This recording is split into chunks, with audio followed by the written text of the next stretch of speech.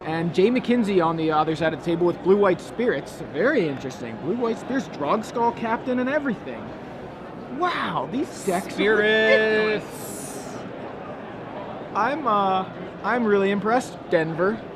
With I'm serious. This is awesome. So there we see quite a board. We've got double Solemn Simulacrum on Matthew's side with 2 Golem tokens. Obviously, the Worm Coil Leavens there, a Death Touch and a Lifelink. And it looks like he just got the Worm Coil back, I believe. It was in the graveyard a moment ago. I looked down at the deck list, looked up, it was gone. Jay's side of the board, though, not too shabby. A couple of spirits, a Sword of Feast and Famine, and a Phantasmal Image, which we don't quite know what it is. We're going to find that out. What is the Phantasmal Image? I would be thinking it might be a Splicer. No, not a Splicer. Worm Coil, potentially. Oh, there we go. A Worm Coil, that'd be solid. We know there was a Worm Coil on the table recently, so... Well, maybe it was just a spirit. Oh, it was a Simulacrum. Right, okay. Very cool.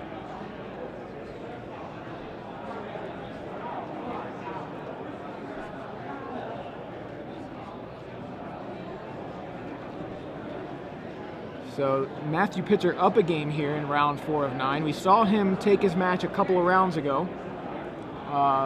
Very exciting deck. Black Market Trading Post.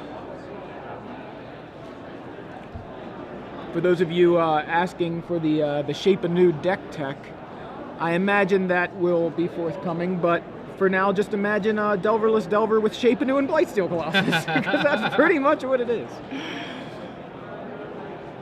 There's a Mutilate from Matthew. The image was Simulacrum, okay. Just as we suspected. There's that wave of mutilation as we saw Matthew. A shout out to all of our Pixies fans out there. Oh yeah. And we got another Solemn Simulacrum. I used to like to sing Where Is My Mind when I would mind sculpt people with Jason Mind Sculptor, right? Like, Pixies just have a lot of nice songs. That's funny. It's funny because when I was playing High Tide, I would do Blondie for that one. Yeah, Careful Study. It's you know, you can. It's education. That's nice. That's nice. UMass. No, like I said, switching over to with Blondie, I'd be like, the tide is high and I'm going. Oh, there you go. So Mana Leak off the top for Jay McKinzie. Matthew adds a Solemn Simulacrum to his side of the board before passing the turn. I think with those 2 Mana Leaks, Jay McKenzie might be able to actually counter something. Yeah. Maybe. It's if it's blue, expensive enough. 2. Target opponent, counter target spell unless its opponent pays 6. Unless it's caster pays 6. Let's see, what could he counter here? He could talk. counter maybe a Drain Life for 8. Maybe. Yeah, I am not a big fan of Mana Leak right now in Standard. Except for in Delver, honestly. It's great in Delver. I don't mind, obviously, I don't mind it in Jay's deck, but being that this is game 2. Yeah, it's fair. It's fair in Jay's deck. Not great. Also, Matthew is trying to cast a lot of haymakers. Mana Leak is much more live in Jay's deck against Matthew's deck, I think. I guess in my experience for decks like Matthew's, it just ends up that they play so much mana that it often doesn't end up coming into play. And you see the Worm Coil, so much mana acceleration. So Worm Coil appears to have resolved. And a Batter Skull. And actually, this one can be countered. Yeah, exactly. There we go. So here we have, I may not be able to counter your first Haymaker, but I can counter your second. Yeah, when you double Haymaker me, I can stop the second one. Yeah. Mana Leak is good, see?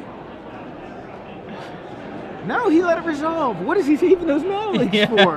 There's going to be something better going on over there. Oh, he wants to haunt at the end of the turn. All right, Midnight Haunting. He had things to do. He had things to do, my friend. Yeah, getting things done. Take that.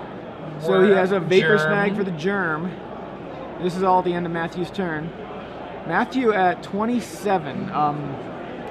It's quite a high life total. Oh, take that. Doomblade in response. There's a Mana Leak. Take it. All right. Okay, I've got another one. Back and forth. Second Doomblade. Only. Wow. Only. So Jay has 2 Mana Leaks, but can only cast one of them. And now it's super dead. Yeah. So we just saw a flurry of Doomblades and Mana Leaks resulting, in the end, in a dead spirit that was attempting to pick up a Sword of Feast and Famine. And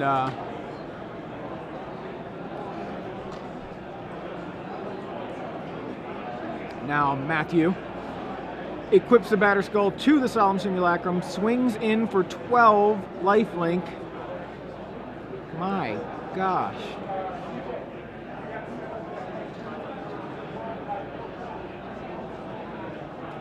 Obviously, Spirit chump blocks there. Matthew, I believe, at 39 now, plays an Icker Wellspring.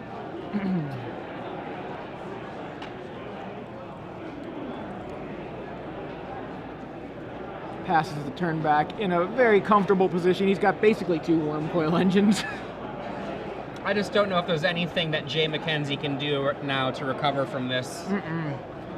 It is. This is a rough situation, and Matthew's gonna go ahead and sack the Wellspring, draw a card, gain a life. Hey, I'm at 40. You're at 3. This game is fun. To die. In for 12. All right, we've got what about this? Snapcaster Fog. I mean, what do we? Snapcaster. Nihil Spellbomb cracked in response. Jay plays Snapcaster number 2 in response so that he Vapor can Snag? apparently Vapor Snag. Yeah.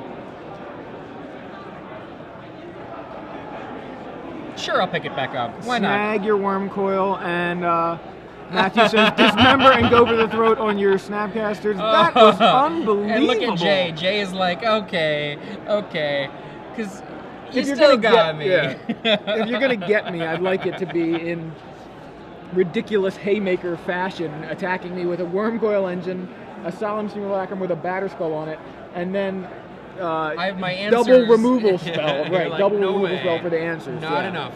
Wow.